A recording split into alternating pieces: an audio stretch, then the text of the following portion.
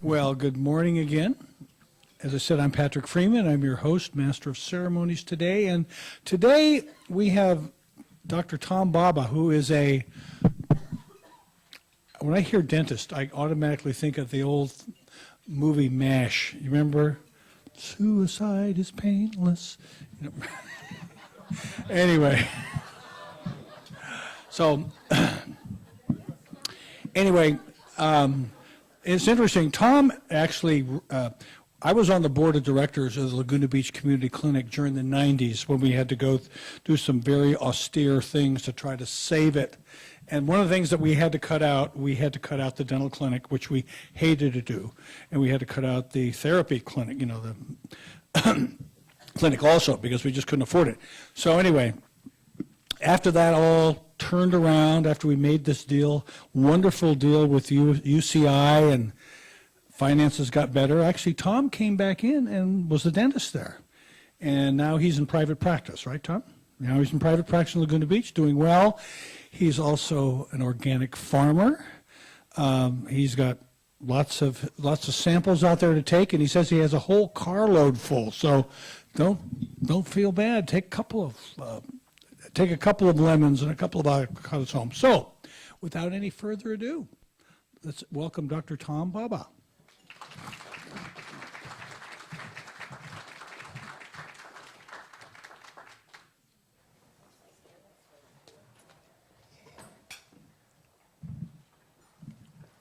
Thank you. Greetings, blessings, welcome. Good morning. Thank you, Patrick. I would first like to thank Adrienne Windsor for this fantastic opportunity.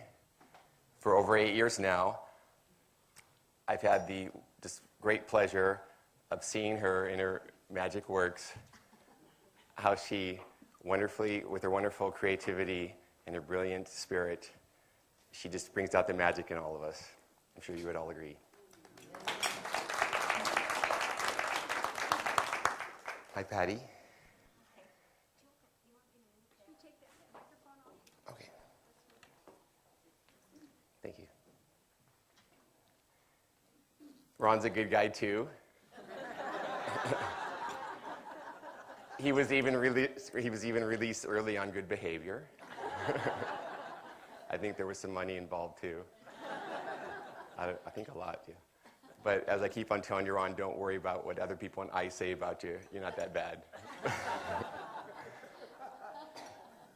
And love to my mom and dad for their love and support and guidance and patience and financials and all that.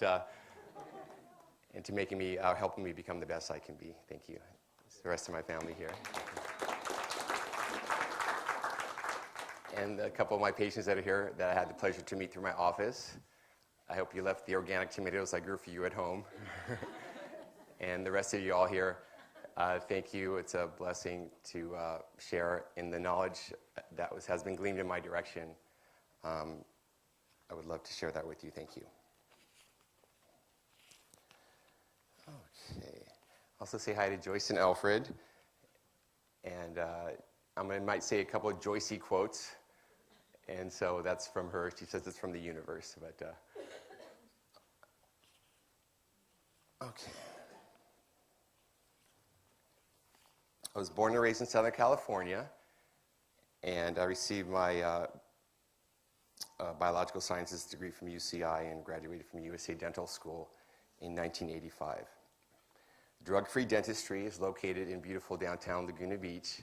The practice specializes in the non-use of x-rays and anesthetics. I'm also a nationally certified licensed holistic health practitioner. Drug-Free Heal is the name of the practice that mainly uses a fresh food diet and a massage approach to encourage the body into a better state of functioning and well-being. Today I will be sharing my publication, The Body's Inner Wisdom.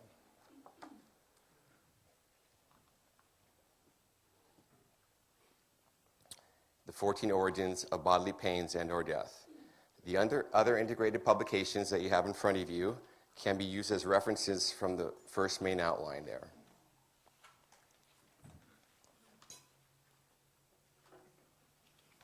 Okay, who can answer this? Why did the chicken cross the road?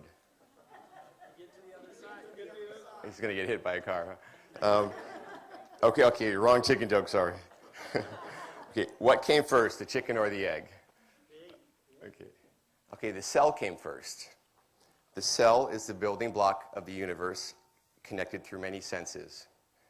Definition: senses are physiological capacities of organisms that provide data for perception. Aristotle first described our first 5 senses of sight, hearing, taste, smell, and touch. Humans have 12 pairs of cranial nerves that directly communicate with the brain. Aristotle unknowingly described as 5 of these cranial nerves. Using the other cranial nerve functions as a reference, we should therefore have more senses. These would include movement, balance, sound, communication through facial expressions, circulation systems including heartbeat and blood pressure, protection, digestion, and breathing. Pain may be associated with all of our senses as a way to protect. Okay, back to the cell. Okay, even though the chicken egg does look like a cell, it has a round outer covering, the cell membrane, and a round inside covering, the nucleus. Chickens and humans, we become cell-like in a manner because we have an outer covering, the skin, and we have an inner covering, which is the brain. Cells under the microscope can be seen on many levels, depending on how much magnification we use.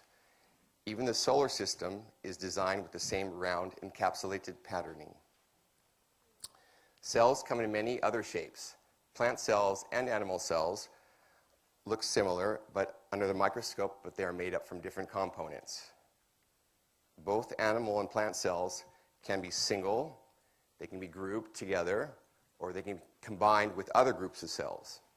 Humans are 200 different cell types.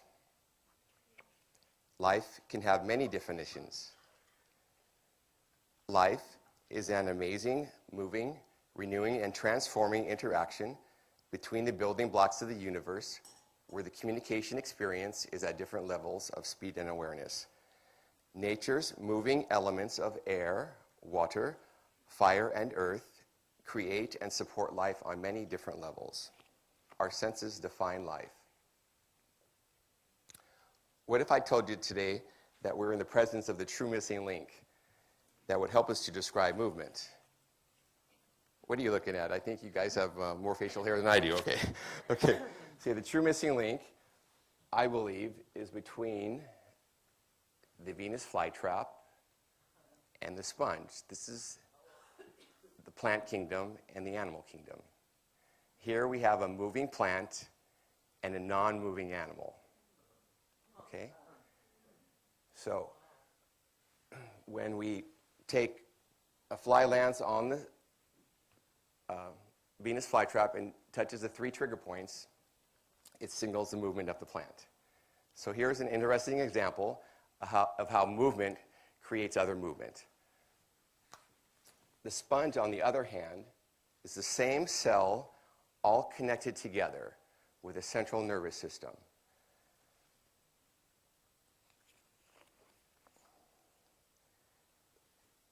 It's like a plumbing system. Just as we can compare a cell to a human, we can compare groups of cells to groups of humans. Medieval London is an example of how the plumbing system came into creation as cities needed to dispose of their waste product. So a sponge is actually all connected together and communicates. So we can understand how the body is connected with this plumbing system that becomes developed when cells are then living with each other. They need a way to get rid of their waste products, and then pretty soon they need to develop plumbing systems so they can intake nutrients. Cells in an entire body communicate through their sense and circulation plumbing systems. We all know certain pain is a warning sign of life. We can have a blister from overuse, a fragment like a splinter, or a trauma like a cut. In all 3 cases, we can see how the fluid systems of the connected human body are affected, thereby causing pain. Okay, we're going to do 3 things today. We're going to make it really simple. Okay, that's number 1. By making things really simple, we're going to get to know ourselves a little better, okay? Throw all that complicated stuff out. We're going to get to know ourselves a little better, and with that if we do have a problem or pain, we're going to be able to find appropriate treatment. Appropriate treatment means the least invasive ways to treat first. How would you treat a splinter? Would you leave it alone, pull it out, squeeze it out, soak it, poke it, medicate it, amputate it? It's amazing how our body's inner wisdom brings our attention to a splinter with the pain and infection process, helping us to deal with the situation. Okay, so interesting thought there. When there's infection, there's usually a reason for infection. Okay.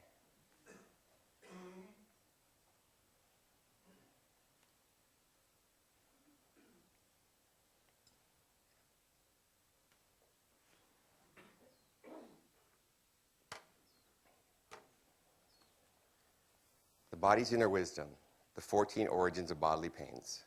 Forward. The following information has been shown true to me and is being published in an effort to prevent unnecessary human suffering.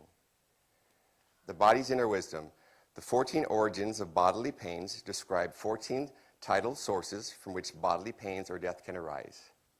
Through this system, the causes of modern diseases, ailments, injuries, unknown pains, and loss of life can be systematically identified stemming out from one or more of these 14 tidal pain-causing categories, and therefore the problem can be able to be treated more accordingly. There is no finite cause of pain or death list that has been previously published. There are several well-known mechanisms that are responsible for human achievement. Learning from the trial and error process is one. A second way is a scientific method in which results can be mathematically tabulated to prove scientific experiments. Third, any information learned by a species can be transferred to others through the communication schooling process. Fourth, we can benefit through our ability to observe and learn from nature. I have termed this as observation achievements. One example is copying nature to grow our agriculture. Scientists, doctors, learn from the trial and error, scientific method, communication schooling, and observation achievements processes. Cells are the building blocks to the universe that are connected through many senses. At the point to where your biological being is physically threatened, pain is imminent. Pain protects multicellular biological beings from being destroyed. Okay, think of pain as a 2-part communication, cause and effect. Something has caused the pain. Cause, effect. Okay, make it a 4-part process now. Cause, affect, heal, and prevent. Even though there seems to be thousands of causes and thousands of effects, ways we describe pain, and thousands of ways to heal and ways to prevent, let's at least simplify the first part of this 4-part process. The thousands of causes of pain. The thousands of causes of pain originate out from these 14 categories. Life exists, universes abound, nothing cannot exist, so we create our playgrounds. Our body understands the miracle of our reality. Outline. Pain has a main purpose in keeping us alive.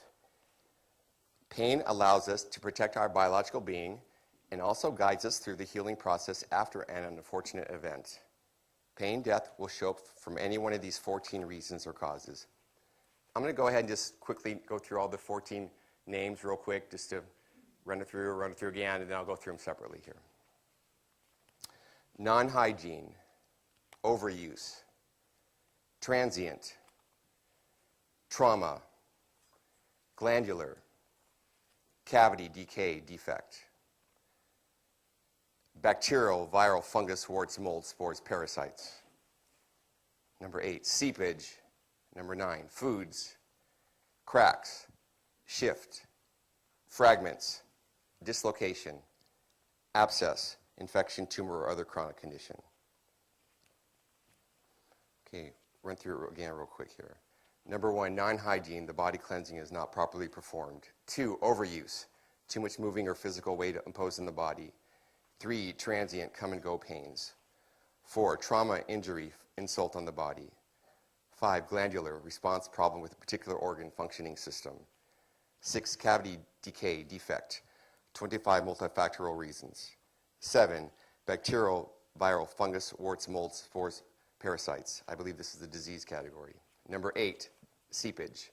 Number 9, foods. Number 10, cracks. 11, shift.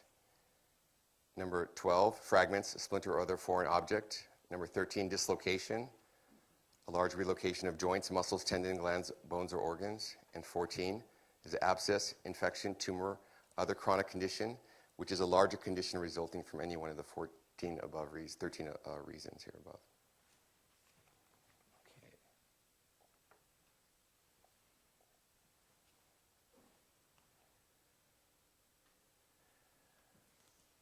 So, what happens when you go to the dentist? At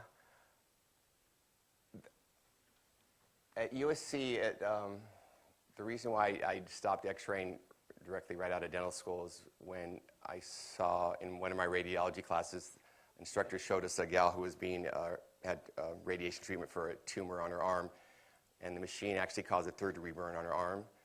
And after the injury healed, it looked like she had been through fire. You know, when people have the full-on third-degree burns or their faces are burned, that's what her arm looked like after the x-ray machine. So I didn't x-ray when I first started getting out of dental school, my family, and then I expanded that to my general practice, and so I have not x-rayed in 27 years of private practice. X-rays finally made the cancer list in 2005. I'll discuss that later, but in the meantime, I'm coming from a background where everybody that came into the office had the root canal. So I was in a root canal office where you had pain, everybody had the root canal. Okay, and I was the guy that gave you the shot and pull out your nerve, and they did finish the root canal. And then something wasn't inherently right about that. So how all the information has been gleaned in my direction by me not being an aggressive and a numb you up dentist. I've actually listened to my patients. They discussed their pain. We waited on some of the issues. The pain always presented the cause. So I'll be discussing all the categories and how probably you have pain and how we treat it in the office and maybe how you're going to get treated in other offices. So hygiene, when people come into my office and they have pain, I mean, normally you should come in and have a checkup, but I'm just going to be discussing everything when people are coming in my office with pain. So the first thing I do when people have pain is I clean their teeth. We get this natural buildup on our teeth. It is a barnacle type of an attachment, and our body creates it, and I believe it's an attempt to glue our teeth together. So for our ancestry, maybe it worked well, they didn't live past 45. We only get 2 sets of teeth. I glue teeth together as a procedure in my office. I bond them together when people have loose teeth. So I try to copy nature. That's an observation achievement. I believe by me thinking that buildup is they're trying to glue our teeth together, if I copy that process, that's how I save loose teeth in my practice. We just bond them all together. So if people come into my office with pain, I do a good teeth cleaning, and we call it gum disease, and the dentists are going to scare you that you need, it's the number 1 link to heart attacks. So my premise here is that heart attack comes out of all 14 of these categories. We have to look in cancer come out of all 14 categories, stress come out of all 14 categories. So retrain ourselves for the disease category or all the things we've been trained about what our diseases. We have to retrain. That's just a name for something, but it stems out of these categories. So gum disease is not really a disease. It's an effect where the gums actually peel away from the teeth when there's too much buildup, and we can get a bad scenario going on where we can get saliva soaking into our jaw, and people come in with faces twitching and things like that. So it's good to clean our teeth. The gums can reattach to the tooth at that point. I don't believe they do good teeth cleanings out there. I don't inject to do teeth cleanings either. So you're going to get resolution of the gums, and you're going to hopefully be able to save everybody's teeth by having routine cleanings without x-rays.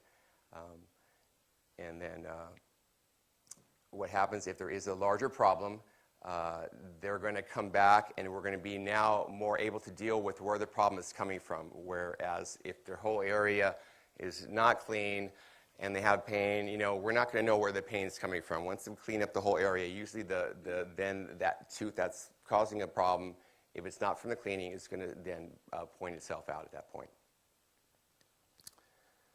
A long time ago, the dentist pulled off a piece of buildup and gave it to the scientist, and he saw bacteria was making this buildup. So actually, I believe it's bacteria in our system, just as E. coli is bacteria in all mammals' guts. Even though we have 200 different cells in our body, we have a multitude of bacteria and viruses that are our own genetic makeup, part of our own genetic makeup. And I believe buildup is actually a benefit in our ancestry, and we all have the gene for that, yes. And I only do the hand cleanings. I don't do the ultrasounds. A good cleaning is what everybody really needs. I don't believe anybody is actually cleaned properly out there. Everybody that comes into my office has not been cleaned properly. Yeah. Okay. Overuse and underuse.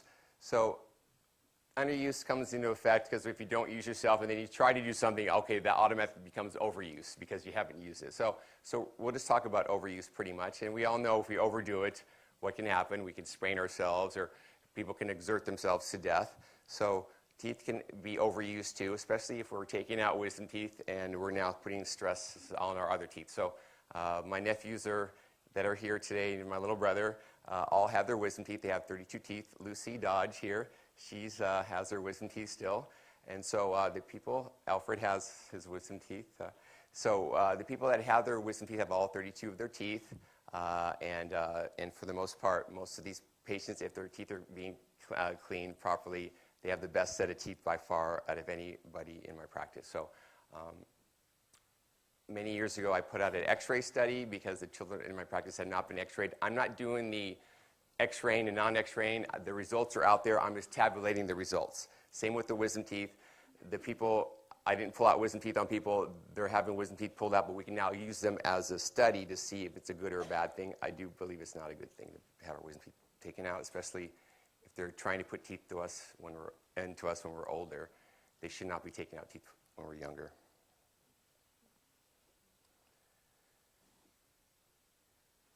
What can happen with overuse is that somebody can have swelling even. So if we don't resolve a swelling by all of these methods, we know we're dealing with a root canal.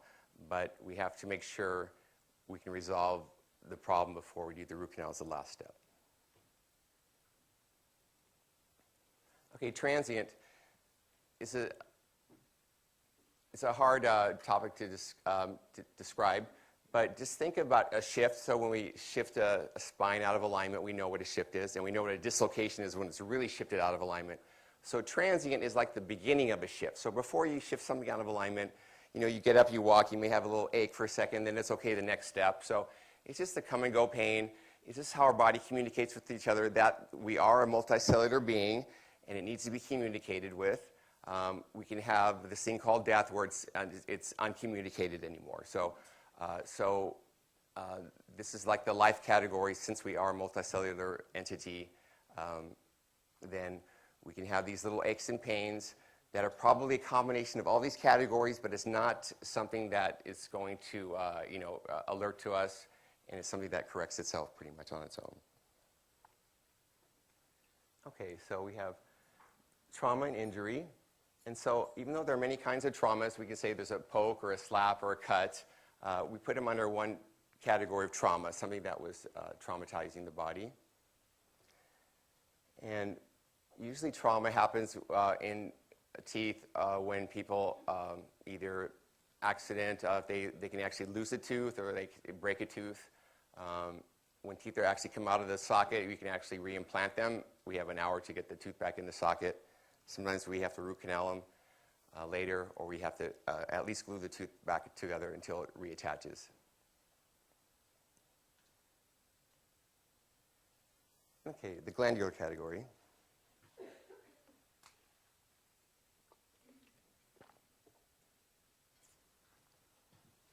I try to make the body's understanding very simple, by calling everything a gland. And so instead of calling it an organ and a gland, now they know the skin is an organ, but we have, sweat glands. Just consider what a gland is. So we have, even the heart circulation system might be considered a gland. So let's take a saliva gland, for instance. When you put a lemon in your mouth, what happens? You get this, juice coming out of our saliva. So the gland responds, our appendix, our gallbladder responds to the source of what's there. So a gland is always going to be, tear ducts is a gland, it drains fluid. So we have to consider the gland itself. If there's a problem with the gland, how is it operating? Is there good blood flow to the gland? Is it secreting well? Is it over-secreting? The whole glandular system is basically a tubing system or a plumbing system or a hose. Can you imagine our hoses, how many hoses we have in our body and how they repair themselves all the time? Can you imagine selling a hose to Home Depot and then the one that repairs themselves, and so nobody's going to ever buy a hose again from them again? We can put Home Depot out of business finally. But in the meantime, this hosing system actually repairs itself on a daily basis. It's amazing. So we have to look at how is this gland operating. And under our tooth, our tooth has bone marrow in it, and I believe there's a gland under the tooth. So as we chew, it secretes saliva. I don't put sealants on children's teeth because I believe we have to keep the body flowing. We don't put fingernail polish once it come off the fingernail. So I don't put plastic coatings on children's teeth. If the teeth form properly during the development, we don't seal them up or anything. I do believe it's causing an insult by trying to plug up their body. Yeah. So we have to look at all the body as always, even sweat glands, it releases fluid. So we have to look at the gland that's in particular, or the problem. So now, even though I'm talking about teeth, we can start to use this philosophy about the rest of the body. So even though I've realized I can always figure out somebody's problem or pain in this area of the body, it's no other reason why it's not this part of the body. Cavity, decay, and defect, and 25 multifactorial reasons. So what I've done is basically, this is 25 reasons. It's in the dental report card. It's one of the handouts that you have. It's basically these 14 categories just expanded a little bit more. So it just takes the trauma category and expands it a little bit more, so it describes more specific trauma. So we can have a trauma from the sun, or a trauma from a fire, or trauma from being cut, or trauma for so there's different kinds of traumas. Now I'm splitting it up a little bit instead of one category. So so once you have a trauma, you can have a problem, which is a decay or a problem. So there's 25, I believe, reasons. When you go through all those reasons, and I'll go through them today just briefly, but it just takes the trauma category and makes it a little bit larger. Okay, so this is an interesting category here. Everybody's always worried about viruses and bacterias and funguses and all that stuff. So I remember in the 60s, Howard Hughes was a gentleman on the cover of one of the magazines, a sickly old gentleman I remember wearing a face mask, and they said it was bacteria and viruses that were getting him sick. And so the general public first learned about bacteria and viruses in the 60s. And for 50 years, we've been kind of crazy about them. Now we take acidophilus, we take bacteria, and so we're learning a little bit more about ourselves. And once we took out the microscope and saw our skin cells under the microscope and started seeing bacteria and viruses, alerted us. And then once we took out a larger microscope, we started to see more bacteria and viruses. And then we took out a larger microscope, so they're everywhere. And it's the building block of life. So once we stain a bacteria or a virus under the microscope, we can see it. The difference between a bacteria and a virus is pretty simple. I compare it to a human being as a stepping stone in the garden, and a snail is the bacteria that can crawl across the stepping stone. So bacteria can actually move around. It's got a DNA. It's just like a human being has a set of DNA in there. And virus is like a plant. It's like the moss that grows on the stepping stone. It can't move. It can float around and do everything, but it doesn't. It needs a host. So that's what a virus is more like a plant. And a bacteria is more like a little animal. So those are the differences. They're everywhere. this is the true disease category. You know, we can actually see and test if you have a bacterial or viral infection. And so, you know, we have that information now to do sorts of tests on all that information. Okay, seepage is an issue that it's going to be a little hard to explain too, but so it's this tubing system that should not communicate with other tubing systems in the body, so that's pretty much it. So they shouldn't be leaking into each other. You know, when they give you diagnosis of cancer, there's so a cell's supposed to look like a chicken egg, round and everything, and fluffy and filled up with water. And it starts to get squishy and flattened, and it starts to have fluids going in between it more readily. That's when they start calling it cancer. The cell doesn't look good.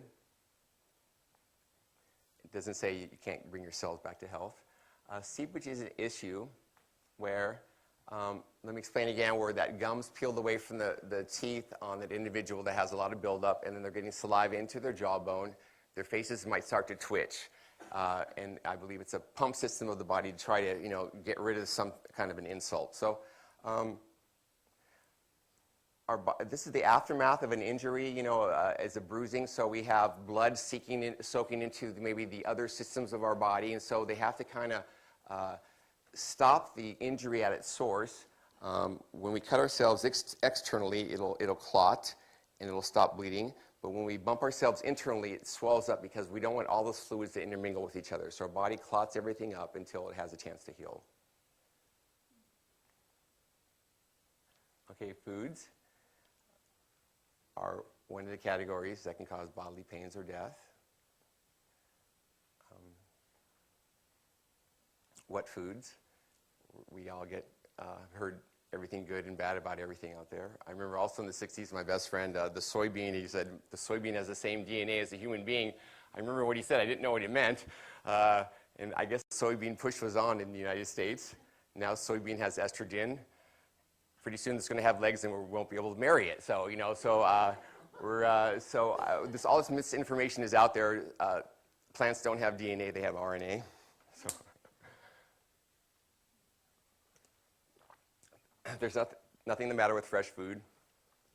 Everything gets bastardized because, you know, the poor food can't stick up for itself. Sugar, you know, causes cavities by the by our dental standards, but sugar has not been really proven to significantly to cause cavities, and fluoride has not been significantly proven to stop cavities. X-rays have been proven to cause cavities, so there you go. Sugar, there's nothing the matter with sugar cane. I have some rooting right now. I'm going to grow some. So sugar cane and organic sugar from Trader Joe's is great. So it is actually, foods in your publication, foods within a year old is one of the lists there. It's called the Safe Food List. So even though I believe food should be eaten fresh, a good start is to at least put yourself on a diet that's foods within a year old, because most of our foods out there are over a year old. I hate to say that. And this is one category we can correct. So out of all the categories, you know, hygiene, we can correct that, and we can correct a lot of categories. This is the one we can correct right off the bat. And so we need to look into the foods and the fresh foods as a remedy and a daily way to live. Okay, so crack. We all know a tooth can crack. It can be a chip. It can be a split all the way into the bone. It can be, a part broken off. Cracks can be remedied. People can have pain for many years. You know, we clean them up. They say the pain said I'm biting, but it's not so bad. And then finally, a little piece of tooth chips, we know it was a crack all these years. So tooth is like a chicken bone. It'll flex before it cracks. So a crack could be one reason for pain. That's number one thing that the dentists always say you have. And then most of the time, you just need a cleaning first. If you go into the dental office and you have pain, you're not going to get a cleaning. You're going to get an X-ray, and then you're going to get a quote for a $2,000 cleaning. And then in the meantime, you're still going to be living with that pain. So shift is when we all know if we have a little bit of a malalignment, how we can have a little bit of pain associated with that. A shifting tooth also will actually decay because it's being dislocated from its internal circulation. So we have to also look at, by taking out wisdom teeth, if teeth are shifting, we're dislocating a lot of people's circulations. And a fragment, we all know, is a splinter. The body is going to put an infection around it, sometimes around roots. Somebody came in, a wisdom tooth was extracted 30 years ago. Finally, a little root kind of worked its way out, a root tip. So our body is okay with these little root tips and everything, but when they surface, they may cause pain. And we all know we can have fragments elsewhere in our body. Dislocation. We all know that this is probably going to need medical attention. And tooth is dislocated out of the socket, it's going to need attention. And any other body part dislocated, it's going to need medical attention. Okay, I believe if you let any of these problems go, it's going to eventually maybe turn into an abscess. An abscess in the tooth, in the mouth, is a signal that the body is trying to get rid of a bad tooth. So we have to understand what the body is trying to do with that. At the point where I can't resolve anybody's pain by doing these other 13 steps, I then know I can drill into the tooth and release all that pressure. And so that's why I do all my root canals without shots in my office.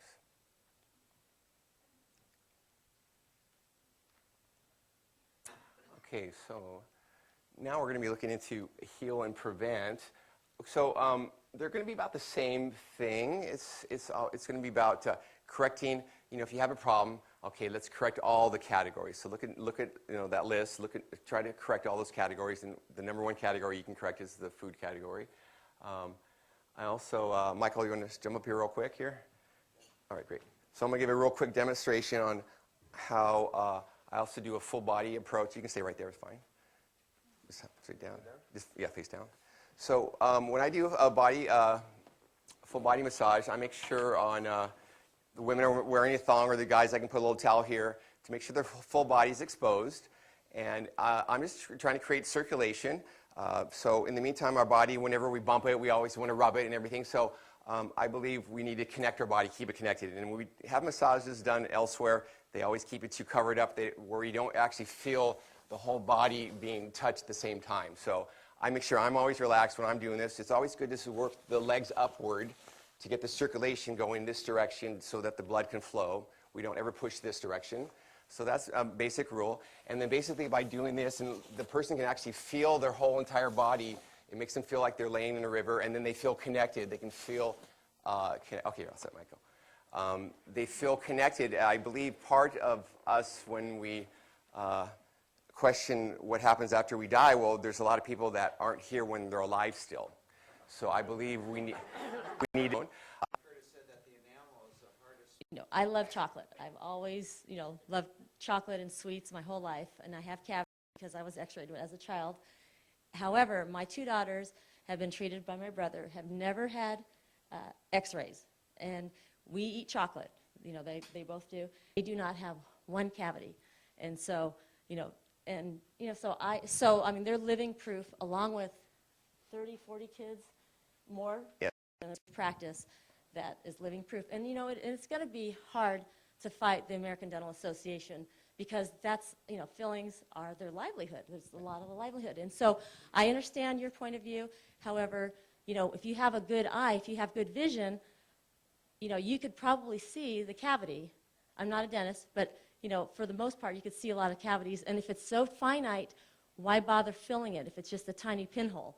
That's, right? Just clean it, and you're good. So anyhow, I'm just saying that I have living proof because I have cavities. I thought my daughters would have them with eating chocolate and other sweets, and they have none. So, and just curious, do you have children?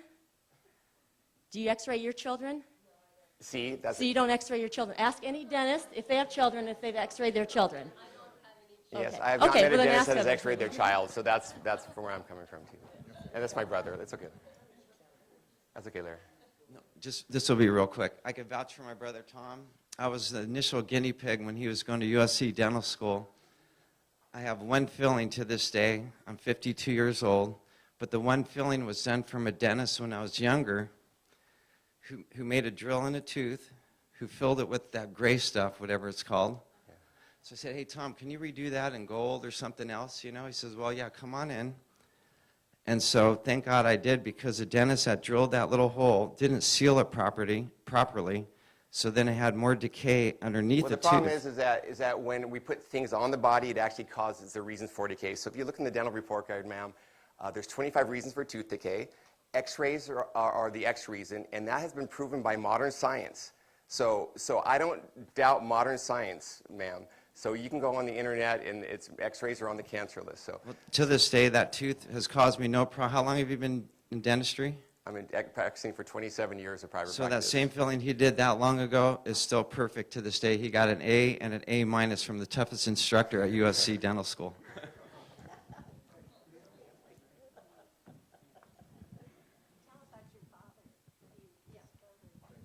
Thank you. My name's Lucy Dodge, and I won't tell you how old I am, but in the late 50s, early 60s, I was in dental school at Los Angeles City College, which was the original UCLA campus. I was in the dental, it was the one of a kind in the nation. Dental, they called it dental assisting. We did everything, x-ray technology, business, everything. I feel privileged to have been there. Helen Constable is the head of the department. She had a special arrangement with USC that we went over and assisted the dentists there to learn how to coordinate that practice. I was trained extremely conservatively in dentistry with all the traditional ways of treating. And I am so grateful to have found Dr. Baba, Dr. Tom we call him, to have found a holistic, natural. I've been all about health and education all my life. I'm a graduate of UCI. How old are you, Lucy? How old are you? I'm 70. he likes the idea that I'm so healthy. She swims And he's every day. yeah, I swim every day. I was a triathlete. When I was here at UCI in my 40s, I was a triathlete. I am very blessed in my life, but I tell everyone one of my greatest blessings is Dr. Baba and my plumber. They keep me and I don't. You mentioned plumbing, Dr. Baba, this morning, but I can't tell you, and I do respect the traditional dental. The scientific end of it. We were taught, and that was way back again, that, I'm sorry, I'm not the speaker here. I was told to cut it short. Anyway, thank you very much. Oh. Great. Thank you, Tom. All right. Thank you, guys. And now Tom is going to exit from speaking and be our entertainment. So he's going to move over to the piano. Well, this has been really a great meeting. This is, okay, Tom, it's all yours. I would like to perform 3 of my originals for you today. The first is called Echo in the Forest. The second is called 5 Chords in A Major Minuet. And lastly is I Am in Love with a Beautiful Girl. I'm going to dedicate to my mom, my sister and Joycey here, and then also to all the girls in the audience from the guys that love them.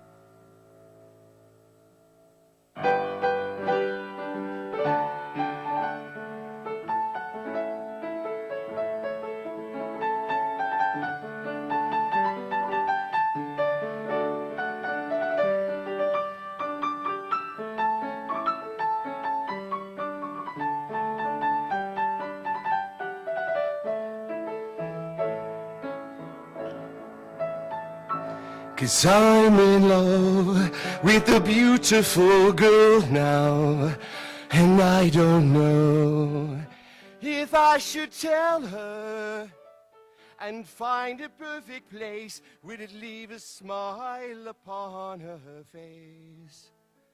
'Cause I'm in love with a beautiful girl now, and I don't know quite how to tell her and find a perfect place and choose the right words to say. I don't know if I should ever tell her. I don't know if I should ever let her know. I don't know if I could ever let it show that I'm in love with a beautiful girl. 'Cause I'm in love with a beautiful girl now, and I don't know if I should tell her and find a perfect place. Would it leave a smile upon her beautiful face? 'Cause I'm in love with her, in love with her, in love with her. 'Cause I'm in love with her, in love with her, in love with her.